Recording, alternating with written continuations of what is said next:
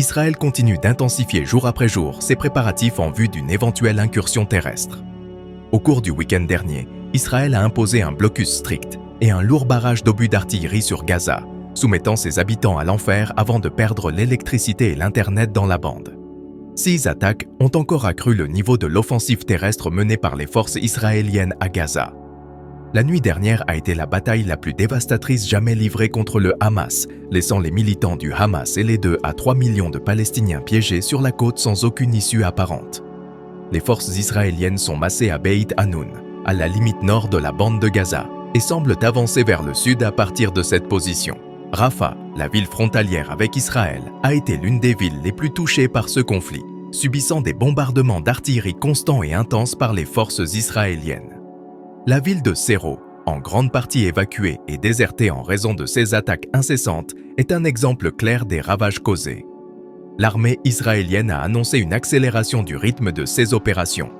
Même si nous avons vu des preuves visuelles de l'ampleur des bombardements grâce à des vidéos prises à Gaza et dans la zone frontalière, la coupure des communications rend difficile une vision précise de ce qui se passe réellement. Israël a délibérément perturbé les communications à cette fin, entravant par exemple la capacité des Nations Unies à se coordonner avec leur bureau d'opération de secours dans la région. Avec les bombardements incessants d'Israël, Gaza est au bord de la destruction totale. De nombreuses maisons ont été réduites en ruines et malheureusement, de nombreuses vies ont été perdues. Comme la bande de Gaza ne s'étend que sur une cinquantaine de kilomètres de long, le rugissement des explosions peut être entendu à des kilomètres à la ronde, affectant toute la région. L'armée israélienne s'efforce clairement de dégager les tunnels en prévision d'une attaque terrestre imminente. Les forces spéciales effectueront probablement des reconnaissances pour identifier les cibles susceptibles d'être ciblées par des frappes aériennes. Il est possible que, les réservoirs étant plus vulnérables à la lumière du jour, certains d'entre eux aient été retirés, même si la situation exacte reste incertaine. La montée en puissance des forces militaires israéliennes et la mobilisation de plus de 300 000 réservistes nous ont d'abord fait penser à une invasion de Gaza sur tous les fronts. Cependant, nous assistons à un nettoyage progressif de certaines parties de la bande de Gaza, pratiquement par segment. Cela découle du ton des commentaires émis par l'armée israélienne, qui souligne qu'elle continuera à exercer des pressions et que cela constitue une reprise. On pourrait le décrire comme un raid prolongé ou une offensive terrestre à grande échelle. Il est évident que la pression israélienne sur le terrain entraînera malheureusement la perte de vies civiles palestiniennes.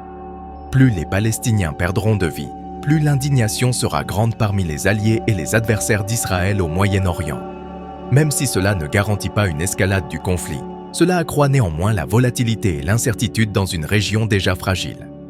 En plus de tout cela, le principal défi qui préoccupe tout le monde, en particulier celui d'Israël, réside dans les tunnels complexes qui s'étendent à travers la ville, un labyrinthe souterrain complexe construit par le groupe militant Hamas à travers la bande densément peuplée de Gaza. Ces tunnels cachent des militants et, plus inquiétant encore, plus de 200 otages. La libération récente par le Hamas de Yossi Beilin, un homme de 85 ans, a confirmé les soupçons selon lesquels les militants auraient utilisé ces tunnels pour détenir des otages. La tâche de dégager et de détruire ces tunnels est essentielle si Israël veut démanteler cette infrastructure clandestine.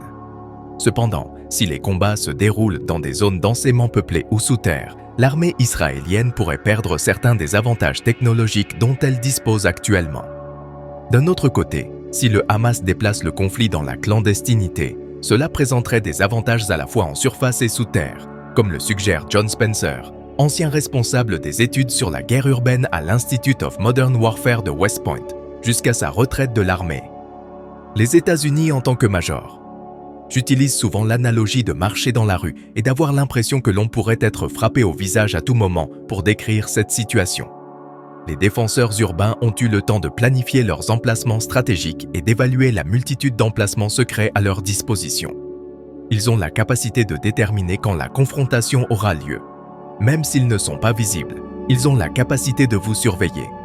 Selon l'armée israélienne, ces avions ont mené des frappes contre plus de 150 cibles souterraines dans le nord de Gaza. Ces cibles comprenaient des tunnels souterrains, des champs de bataille et d'autres structures souterraines. Alors qu'Israël intensifiait ses opérations terrestres à Gaza, il a mené ce qui semble être les bombardements de tunnels les plus étendus à ce jour. Depuis que le mouvement Hamas a pris le contrôle de Gaza en 2007, Israël et l'Égypte ont imposé un blocus sur la région en guise de punition collective et de représailles. En réponse, l'organisation terroriste a intensifié la construction d'un réseau de tunnels afin de faire passer clandestinement des armes et d'autres produits illégaux depuis l'Égypte. Bien que la plupart de ces tunnels transfrontaliers aient depuis été fermés par l'Égypte, le Hamas entretiendrait toujours un vaste réseau souterrain s'étendant dans tout Gaza. En 2021, le chef politique du Hamas, Yahya Sinwar, a affirmé que l'organisation terroriste disposait d'un réseau de tunnels s'étendant sur plus de 500 km. Il est important de noter que le territoire de la bande de Gaza ne couvre que 360 km², soit environ 2 fois la taille de Washington DC, même s'il a été affirmé qu'environ une centaine de kilomètres de ces tunnels ont été détruits, même si cette affirmation est exacte, ne représenterait que 20% du complexe de tunnels. Depuis au moins 2001, lorsqu'un tunnel a été utilisé pour faire exploser des explosifs sous un poste de contrôle frontalier israélien, l'armée israélienne est parfaitement consciente de cette menace. Le détachement Sabra ou Whistles de l'armée israélienne a été chargé d'identifier et d'éliminer les tunnels, utilisant souvent pour cette tâche des robots télécommandés. En entrant dans ces tunnels, les forces israéliennes transportent des bouteilles d'oxygène, des masques et d'autres équipements essentiels. Dans le passé, Israël a tenté de détruire les tunnels en utilisant simultanément des bombardements aériens et des explosifs au sol. Cependant, pour éradiquer définitivement la menace du Hamas, il sera impératif d'éliminer les tunnels que les militants pourraient utiliser pour tendre une embuscade aux forces israéliennes ou émerger derrière les lignes avancées. Les militants du Hamas ont par le passé démontré leur capacité à infiltrer Israël via un réseau de tunnels souterrains, entraînant la mort d'au moins 11 soldats israéliens lors d'un conflit en 2014. Un cas particulièrement tragique concerne le lieutenant Hadar Goldin, un officier israélien qui a été tué après avoir été traîné dans un tunnel à Gaza. Depuis lors, le Hamas conserve le corps de Goldin en sa possession. Ariel Bernstein, un ancien soldat israélien qui a participé à ces combats, a décrit la guerre urbaine dans le nord de Gaza comme un combat impliquant des embuscades, des pièges, des cachettes et des tireurs d'élite. Bernstein avait une expérience directe des combats au cours de ce conflit et comparait la situation à des combats avec des personnages insaisissables. Yoav Gallant, le ministre israélien de la Défense, a prévenu vendredi soir qu'il s'attend à une offensive terrestre ardue et prolongée. Gallant a souligné qu'il faudrait beaucoup de temps pour détruire le vaste réseau de tunnels du Hamas. Depuis le début du conflit, Israël a arrêté toutes les livraisons d'essence vers Gaza dans le cadre de sa stratégie. Selon Gallant, le Hamas a l'intention de s'approprier le carburant nécessaire pour alimenter les générateurs qui maintiennent l'air en circulation dans le réseau de tunnels. Gallant a souligné que pour avoir de l'air, ils ont besoin de pétrole. Et pour avoir du pétrole, ils dépendent de nous. Dans la plupart des cas, les forces contemporaines se sont appuyées sur des frappes aériennes punitives pour démanteler les tunnels et atteindre leurs objectifs.